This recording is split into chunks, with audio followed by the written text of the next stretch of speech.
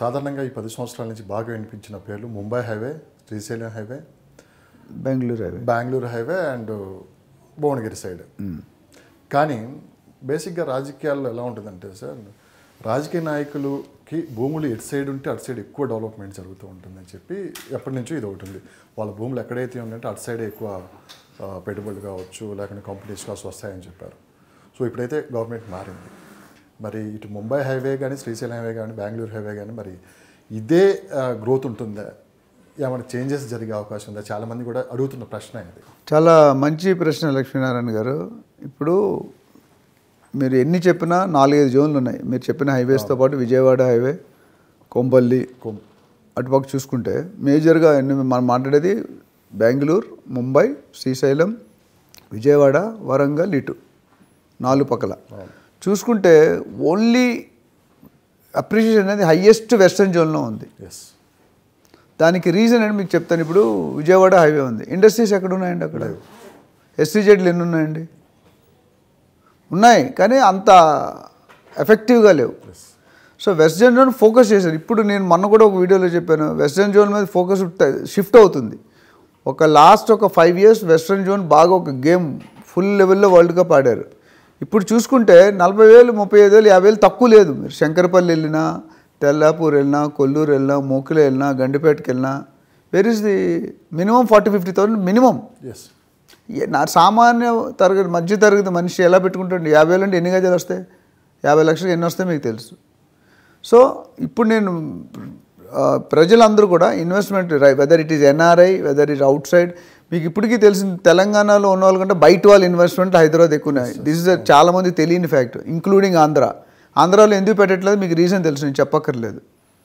వాళ్ళు ఎక్కడికి వెళ్తున్నారు ఇన్వెస్ట్మెంట్? మన వాళ్ళు బయటికి వెళ్ళరు. ఒక సెంటిమెంటల్ ఫీలింగ్. మీరు చూడండి, బయట ఉన్న బిల్డర్స్ అందరూ హైదరాబాద్ బతుకుతున్నారు. మన బిల్డర్ ఎక్కడైనా బయటికి వెళ్ళి బతుకుతున్నాడా? We don't take that risk. Our culture, our nature is different. నేను తప్పు అని చెప్పట్లేదు. సో ఇప్పుడు పబ్లిక్ బెంగళూరు వాళ్ళు, ఢిల్లీ వాళ్ళు, ముంబైలో, మన హైదరాబాద్లో సర్వైవ్ అవుతున్నారు. ఎక్కడో రాజస్థాన్, ఆమాద్, గుజరాత్ నుండి వచ్చిన వాళ్ళు they are making money and first రెంట్కి చేరుతారు, తర్వాత బిల్డింగ్ మొత్తం కొనేసి ఇంకో బిల్డింగ్ కూడా కొంటారు. అదే సార్, ఇప్పుడైతే వేగవంతమైన గ్రోత్ మనం చెప్పాం, ముంబై కానీ, బెంగళూరు హైవే కానీ, శ్రీశైలం హైవే కానీ. కానీ నేను అడిగిన ప్రశ్న ఏంటంటే, చాలామంది రాజకీయ నాయకులు భూములు ఎటు సైడ్ ఉంటే అటు సైడ్ ఎక్కువ డెవలప్మెంట్ ఉంటుందని చెప్పి కూడా వినిపిస్తున్నమాట. కానీ ఇప్పుడు కాంగ్రెస్ పార్టీ వచ్చింది అధికారంలోకి, మరి ఇదే కొనసాగుతుందా, లేదంటే అటు సైడ్ ఏమైనా గ్రోత్ తగ్గే అవకాశం ఉందా, లేదంటే ఇదే రేట్లు కొనసాగే అవకాశం ఉందా? సో ఇన్వెస్ట్ చేసే వాళ్ళు ఒక కన్ఫ్యూజ్ వాతావరణంలో ఉన్నారు. బేసిక్గా ఏంటంటే గవర్నమెంట్ వచ్చిన తర్వాత కూడా ఏంటంటే ఒక 6 నెలలు 7 నెలలు వేచి చూసే దూరంలో ఉంటారు ఇన్వెస్ట్మెంట్ చేయడానికి. మ్యాక్సిమం ఏంటంటే మీరు ఎలక్షన్ టైంలో చాలామంది కొంత భయపడ్డారన్నాం, కానీ బేసిక్గా ఇప్పుడు ఏంటంటే ఈ 6 నెలలు వేచి చూసే దూరంలో ఎక్కువ మంది ఉంటారని చెప్పి బయట నుంచి వినిపిస్తున్న మాట. మరి దానికి మీరేం చెప్తారు? ఇక్కడ ఏమవుతుందంటే, మీరు అడిగిన క్వశ్చన్కి రాజకీయ నాయకులు అనేది మీరు కరెక్ట్ అండి, 100%. బట్ ఓవర్ నైట్ ఏది పెరగదండి. నేను అనుకున్నా, ఇప్పుడు నేను పెద్ద పొజిషన్లో ఉన్నాను గవర్నమెంట్లో, నేను ఏ ఏరియా అయితే డెవలప్ అవ్వలేదు అక్కడికి ఎందుకు వెళ్తారు? తక్కువకు వస్తుంది. నాకు మార్వాడి కమ్యూనిటీ బయర్స్ ఉన్నారు, నాకు 40% జ్యువెలర్స్. వాళ్ళు ఏమంటారు తెలుసా? ఎక్కడ రోడ్డులు లేవో, ఎక్కడ పవర్ లేదో, ఎక్కడ డ్రైనేజ్ లేదో, ఎక్కడ వాటర్ లేదో ఆ ప్లేస్లో చూపించండి అంటాడు. ఎందుకంటే 10 రూపాయలది 2 రూపాయలు దొరుకుతుంది. ఆఫ్టర్ 10 years అది 100 రూపాయలు అవుతుంది.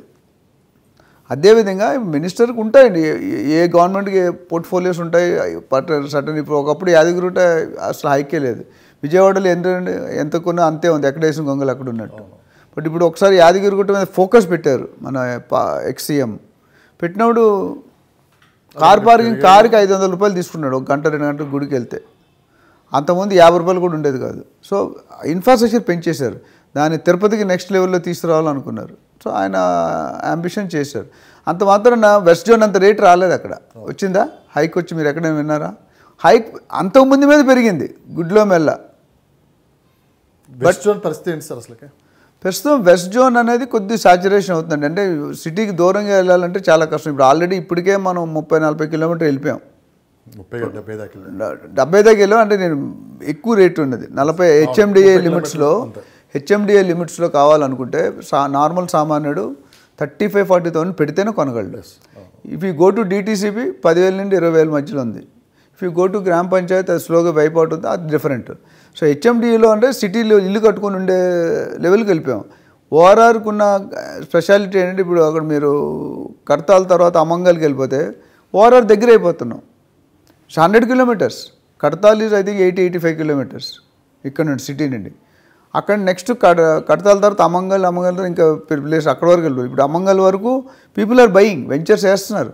అక్కడ కూడా 10-15 వేలు తక్కువ లేదు. మీకు కడతాల్లో కావాలంటే 30,000 25,000 నుండి స్టార్ట్ అవుతుంది. అది కూడా పెట్టుకోలేం. అందుకని నా దగ్గర చాలామంది ఇన్వెస్టర్స్ వస్తారు మా కంపెనీ కోసం. బెస్ట్ ఇన్వెస్ట్మెంట్కి ఇవ్వడానికి మీరు స్టడీ లాట్ ఆఫ్ థింగ్. ఇప్పుడు అందరూ ₹1 కోటి పెట్టలేరు కదా. కొంతమంది 20 లక్షల్లో కావాలనుకుంటారు, కొంతమంది 30 లక్షలు కావాలనుకుంటారు, కొంతమంది 40 లక్షలు. సో అయితే ల్యాండ్ తగ్గాలి లేదా రేటు తగ్గాలి. అంటే మీరు అనేది ఎంతో కొంత ప్రభావం అయితే చూపిస్తుంది. ప్రభావం కొద్దిగా ఉంటుంది, ఉండదని అనట్లేదు. So but it will take over a period of time. Rome is not built in one day.